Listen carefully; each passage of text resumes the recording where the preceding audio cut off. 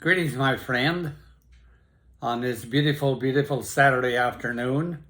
Although I know this is in preparation for tomorrow, for Sunday, 24th Sunday of Ordinary Time.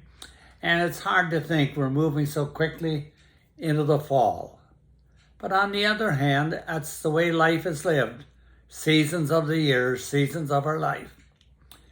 Now today, it's a follow-up from last week, where I was talking about what do you call God? Who is God? And that's been a question for at least 2,000 years for Christians and for other people. Now, just to give a bit of background, Karen Armstrong, who wrote the book, The History of God, would tell us that the history of God as a male god in the sky started at 10,000 BC. Before that, for 10,000 years, the women were responsible and took care of the spirituality of the tribes. So women, then when men could stay home and raise food, they got busy at changing everything, and they changed God. Well, they didn't change God. What they changed was there, and people said, image of God. So this is what you're really dealing with, is the image of God. And we know we'll never get it right.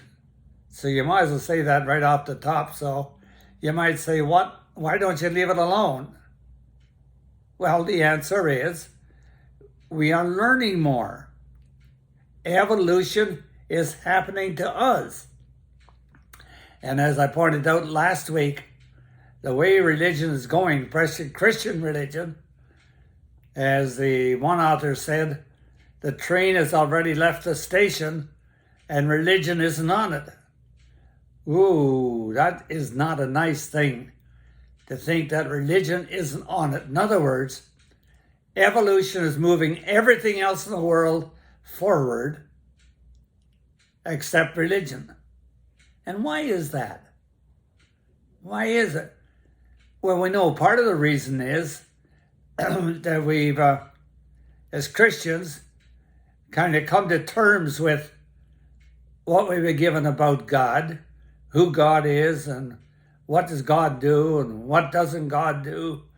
And as a result of that, bingo, we're becoming insignificant in the world, at least in North America anyway. So you have the notion of the men who changed the idea of God into a male, up in the sky, sitting on a golden throne, if you will, and looking down on. And we're not surprised at that. They lived in a three-tier universe, so up and down were very much familiar to them. Now, of course, today we're living in an organic, a circle, the evolution of the universe and the cosmos. It's a circle, not a perfect circle, but a circle. And so there's where we're at today. And it seems one author I wrote said, every 500 years, you get a change in people's idea about God. Every 500 years. Could be, I don't know. But what I do know now is here in the 21st century, all around us, we see the chaos of the 5 centuries. Yeah, 5 centuries. We see the chaos of the 5 centuries. And, there's so much chaos. In the weather changing, violence and war, poverty, the gap between the rich and the poor increasing. There's so much chaos going on. And so it's clear, if we look at our world, we can see we've gone from some kind of order into chaos. And the same thing applies to our religion. In other words, if the universe is in chaos, naturally, religion will be in chaos. And the hemorrhaging of people from the churches is a good sign that we're going through chaos.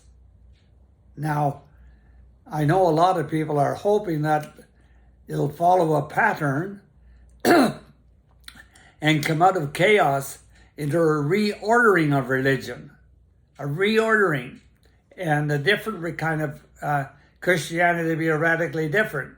So that's as it may be. I don't want to get into that today. My topic today was God. Now, during those centuries, from the 10th century and men taking over our belief system about God and about religion, we've been moving that way now for quite a while. And God. Now, the one I remember mostly, and I can see how it is, when a nation was going to war, what kind of a God did they want? More than a warrior God. When there's peace at home, they wanted a God that protects them, so you got to protect their God. They wanted a God who loved them, but unfortunately their idea was conditional love. That God would bail them out and rescue them. So God's a rescuer. And so all of this, God is all-knowing. God is all-powerful. And God of requirements. So God was, at least many of us grew up with tremendous fear of God, who was a judge and a punisher. So that was kind of the, who am I, God? Let's flip that over on the other side and say, let's ask the other question. What is God? Now, in the last 50 years, because of new cosmology, biology, quantum physics, quantum mechanics, all of this information is out there and is being pulled together by scientists. And sometimes the strongest believer in God are scientists because they see the marvels of creation. All right, so what does quantum physics and quantum mechanics tell us? What is God? And first of all, it tells us that God is energy. God is energy. Energy. And you and I know what energy is.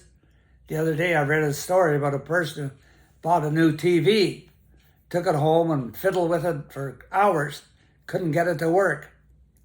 So phoned the shop where they bought the TV, and after telling him all the service guy all the things they did, he said, well, maybe you're missing out on one thing. Oh, what could that be? Have you plugged it in? And so the person plugged it in and the TV worked. Energy. So that's energy. Hydro is energy. Electricity is energy. And it's a wonderful energy that we've captured and used. But there are so much kinds of energy doing so many different things. It can be, I don't know, it could be one energy or many different kinds of energy. So I went to St. John's Gospel and I said, John, what about it? And John's Gospel says, very simple, Leo. Oh, the energy of God. God is love. That's the energy. And that tells us, number one, what God is. God is energy flowing throughout the whole universe. Energy of love. And that really changes a lot when you switch from God being a person or whatever, some kind of being, to what is God. It's energy, flowing energy, the energy of God. And one of those, I think about a month ago, I had an image because I've been wrestling with this stuff now for, geez, it must be 30 years. Reading all the books I can on physics and energy and that kind of stuff. So if what is God, and God is love energy, then that's going to change a lot of things. It's going to change a lot of things. I was with a group of people this week and they asked me to say a prayer. And there was a lady there from Quaker. So I said a nice prayer, I think it was anyway. I thought it was. Don't know what the rest of the people thought. But she said to me, Quaker prayer, silence. And I've heard, and I'm going to have a chance to talk to her, that when the Quakers gather, they sit in silence for an hour or two. If somebody feels inspired, they might speak up. But basically, they sit in silence for an hour or two, then get up and go home. A Buddhist said to me one time, the problem with you Catholics are, you talk too much. And I think that's true, because we're talking to that God up in the sky, or wherever he lives. We're talking to him. We're beseeching him. We're petitioning him.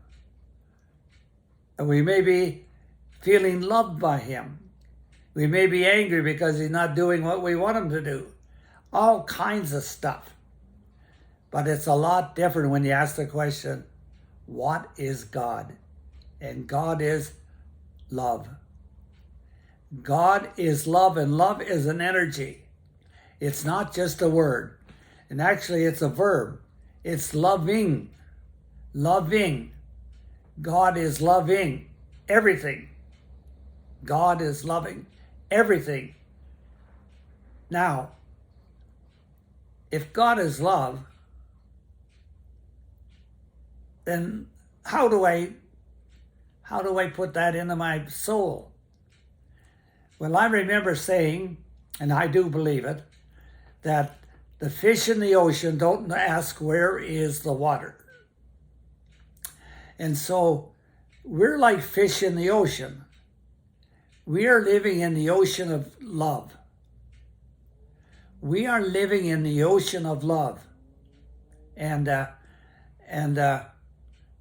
you know, I was thinking at the beginning when I got that, it kind of comforted me because I felt, okay, when I die, I'll fall into the ocean of love and of loving God, loving me. God is love.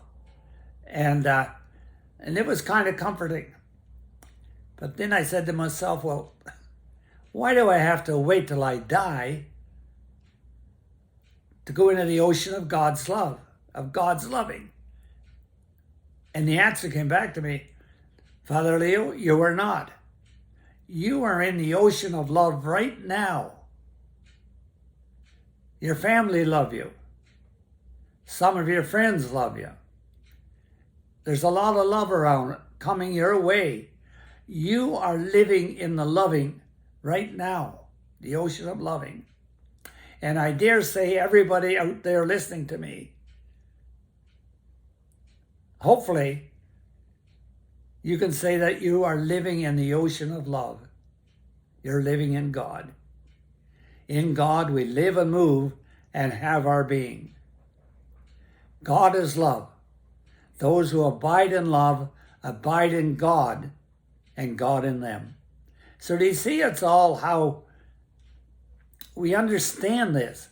And I think it's a much more beautiful image of God when I ask, what is God? Because when I ask, who is God, there's all kinds of images.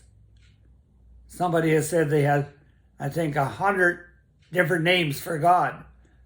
And each one of them really doesn't tell you anything. But if it's loving, it tells you everything. It tells you everything. That you are living in the ocean of love. But can you see it?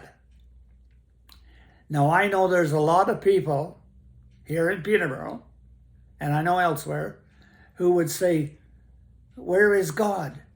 Where is God? And they're asking for that God maybe they were taught as a kid. And that seems to have failed them. The poor may feel, and they may be angry because they feel God has failed them. So, no, it's a question, has anybody ever told you the good news? That God is loving you into life, sustaining you in life. Has anybody ever told you? Even amongst the poor, how often I see great acts of charity, of caring, of reaching out a helping hand. And there is love. There is love. Jesus said, give a drink of cold water, and there's God loving. So every time somebody loves you in a creative and powerful way, there's God. That's God. You and I know that. We know that we are God with skin on. We are God become human.